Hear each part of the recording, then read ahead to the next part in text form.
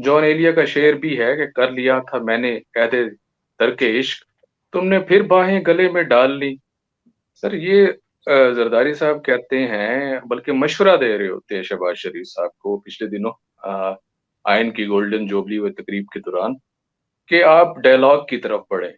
और डायलॉग जो हैं वो वजीर आजम साहब की तरफ से नहीं होंगे या हुकूमत की तरफ से नहीं होंगे, पीटीआई को आगे आना होगा। आप कैसे देखते हैं कि ये कोई डायलॉग कोई हो सकते हैं इस सूरत हाल में, जो अब इतना हीट पर पहुंच चुके हैं? देखिए, माजी में तो होते रहे डायलॉग इस तरह की सिचुएशन में, इससे भी बुरी सिचुएशन में भी होते रहे, लेकिन बात है खलूस नीयत की। अगर नीयत नहीं है आगे बढ़ने की, देखिए स्पोर्ट्समैन स्पिरिट क्या होती है। स्पोर्ट्समैन स्पिरिट सिर्फ ये नहीं होती कि आप मैच हार गए और आपने एक्सेप्ट कर लिया। स्पोर्ट्समैन स्पिरिट ये भी होती है कि आपको पता है कि अंपायर ने चंद गलत फैसले दिए हुए हैं, आप आपके खिलाफ फाउल्स ज़्यादा डिक्लेयर किए गए हैं, गलत थे वो फैसले भी, किसी को आउट गलत दे दिया गया, किसी को नहीं दिया गया आउट। ये सब चीज़ें होने के बावजूद एक ऑनरेबल कैप्टन जो होता है ना, वो स्पोर्ट्समैन स्पिरिट दिखाता है और रिजल्ट को एक्सेप्ट करता है ताकि टूर्नामेंट आगे चलता रहे, उसमें गंद ना पड़ जाए। वो मैच हार के, विकेटें उखाड़ के, पिच को उखाड़ के वो विकेटें लेके भाग नहीं जाता कि अब मैं किसी और का मैच ही नहीं यहाँ पे होने दूंगा।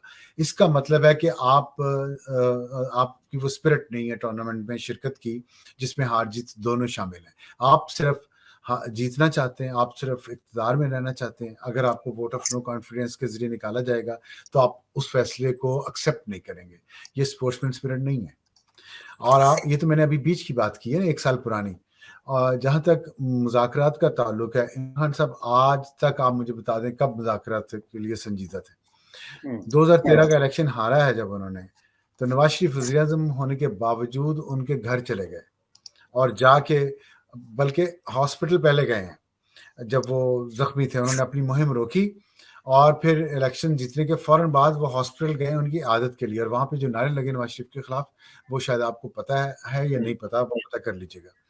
उसके बाद जब वो वज़ीर-ए-आज़म बन गए, इमरान खान बनी गाला आ गया, फिर टेम्परेचर को नीचे लाने के लिए कुछ 6-8 महीने बाद नवाज शरीफ उसके घर गए थे वज़ीर-ए-आज़म होते हुए।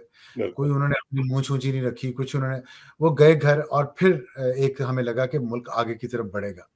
लेकिन क्या हुआ, विद इन फ्यू मंथ्स 2014 का धरना शुरू कर दिया खान साहब ने। उसके बाद कितनी बार, उसके बाद नवाज शरीफ के साथ क्या हुआ, उनकी बेटी के साथ क्या हुआ, उनकी पार्टी के साथ क्या हुआ, कितने लोग उनके गिरफ्तार हुए, सब कुछ हुआ।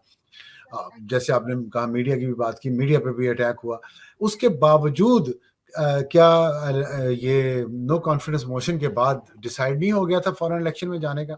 क्या आपको भी नहीं पता है, क्या मुझे नहीं पता कि 20 मई या 25 मई की जो कॉल दी लॉन्ग मार्च की इमरान खान है, वो उस इलेक्शन के करवाने के फैसले को सैबोटाज करने के लिए दी गई है? किसको नहीं पता ये बात? जब तय हो गया था अंदर कि जी इलेक्शन की डेट शहबाज शरीफ अनाउंस करेंगे 20 को या 23 को, मुझे डेट ज़हन से जरा भूल रही है, 25 है कि 20 है, तो जब उसी दिन इमरान खान ने अनाउंस कर दिया 24 आवर की नोटिस पे कि कल 23 मई को मेरा ख्याल है अनाउंस किया था उन्होंने। 23 मई को अनाउंस किया कि 25 मई को हम लॉन्ग मार्च करेंगे। तो क्यों, जब 25 मई को ही शहबाज शरीफ ने अनाउंस करना था अगले इलेक्शन। उसके बाद देख लें, उसके बाद कितनी बार दावत दी है पीडीएम ने कि मुज़ाकरात करके तय कर लेते हैं। इमरान खान ने मुसलसल सड़क पे रहे हैं, उनको चोर डाकू गद्दार कहते रहे मैं चोरों के साथ बैठूंगा नहीं, मैं चोरों के साथ बैठूंगा नहीं। तो अब आगे ये सिचुएशन आई है जहाँ पे शहबाज शरीफ ने शायद पहली दफा कहा कि वो पहले कौम से माफी मांगे फिर हम मुज़ाकरात करेंगे। तो मेरा नहीं ख्याल कि पीडीएम ने या इमरान खान की मुखालिफ कुव्वतों ने मुज़ाकरात करने में कभी गैर दिलचस्पी का मुजाहरा किया। हमेशा उन्होंने दिलचस्पी का मुजाहरा किया, क्योंकि वो पुरानी सियासी पार्टी है ना, उन्हें पता है कि हम आगे बढ़ेंगे तो चल मिल के ही आगे बढ़ना पड़ेगा। कुछ हमें स्पेस देनी पड़ेगी, कुछ दूसरी पार्टी को स्पेस देनी पड़ेगी। लेकिन खान साहब इस तरफ नहीं आते। खान साहब कहते हैं या तू नहीं तो मैं नहीं। असल में खान साहब ने अब अपने आप को पोजीशन ऐसे कर लिया ना, वो कहते हैं कि जी चीफ जस्टिस भी मेरी मर्जी के मुताबिक फैसले करे, आर्मी चीफ भी मेरी मर्जी का हो, इलेक्शन कमीशन भी मेरी मर्जी का हो, और उनके हामियों को यह बड़ा पसंद आता है कि जी वन वर्सेस ऑल है। इसका जो फैसला है वो कैसे होगा, और कोई स्टेट इस तरह कैसे फंक्शन कर सकती है जहां एक आदमी कहे कि हर चीज मेरी मर्जी के मुताबिक चलेगी वरना मैं सारा कुछ तहस-नहस कर दूंगा। इसको अगर थोड़ा सा जी जावेद अब साहब। साथ-साथ इसे थोड़ा-सा और मज़ीद इसे स्पेसिफिक अगर ये करें कि क्या हम देख सकते हैं कि एक ही वक़्त में इलेक्शन होंगे? जिस तरह से पहले हमारे पाकिस्तान में हमेशा ही इस तरह से होता आया है और अब ये जो बॉल कभी पिंग-पोंग ही चल रही है, इलेक्शन कमीशन, सुप्रीम कोर्ट, फिर यहाँ न आपकी नेशनल असेंबली में, ये बिल इसके गिर्द ही घूम रहा है। आप क्या देख रहे हैं कि ये इलेक्शन सेम डे पे होंगे या फिर पंजाब असेंबली का पहले होगा, खैबर पख्तूनख्वा, फिर हम इस तरफ जाएँगे? इलेक्शन एक ही तारीख में होने चाहिए, कौमी असम्बली के और सूबाई असम्बली के, वरना बहुत मसाइल खड़े हो जाएंगे। ये जो आप समझ रहे हैं ना कि आप एक मसले में से फंसे हुए हैं, इसमें से निकलने का तरीका ये है कि पंजाब के इलेक्शंस करवा दें। आप इस मसले में से तो निकल जाएंगे, फिर उसके बाद जो मसले पैदा होने हैं उसमें से कैसे निकलेंगे? उसमें आइन क्या कहता है बताएं मुझे। किसी को पता है आइन उस पर क्या कहता है? किसी जज को पता है आइन उस पर क्या कहता है? कोई जज बता दे मुझे, कोई सियासतदान बता दे आइन उस पर क्या कहता है। क्या होगा?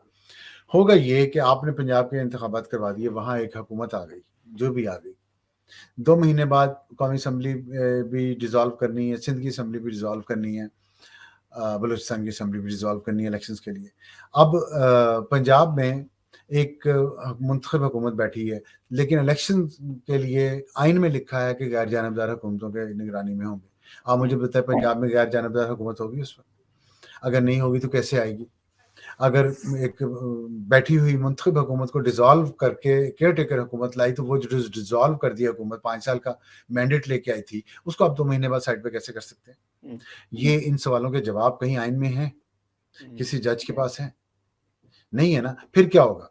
फिर ये होगा कि फर्ज करें इसका हल निकल आता है एक वक्त के लिए, फिर उसके बाद 5 साल पूरे होंगे, पंजाब असम्बली के पहले पूरे हो जाएंगे, फिर कौमी असम्बली और जो है सूबाई असम्बलियों के तीनों के वो नहीं पूरे हुए होंगे टेन्योर। फिर क्या होगा? फिर पंजाब असम्बली डिसॉल्व हो जाएगी, फिर दोबारा पंजाब असम्बली के इलेक्शन पहले हो जाएंगे, जबकि मरकज में हुकूमत जो है वो हो सकता है किसी और पार्टी की हो, केयर टेकर गवर्नमेंट भी होगी। तो क्या वो लेवल प्लेइंग और फील्ड होगी तमाम सियासी जमातों की इस तरह की सिचुएशन में? तो अभी भी यही होगा। अच्छा, फिर ये होगी। फिर उसके बाद ये है कि अब नई मर्दमशुमारी हो चुकी है डिजिटल, उसमें जो नेशनल असेंबली की कॉम्पोजिशन है और वो बदल जाएगी, सूबाई असम्बलियों की भी बदल जाएगी।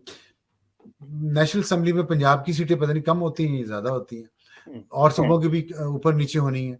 वो फिर क्या पंजाब में इलेक्शन जो है वो पुरानी मर्दमशुमारी पे होंगे और बाकी सूबों के नई पे होंगे, या पंजाब में नई पे होंगे?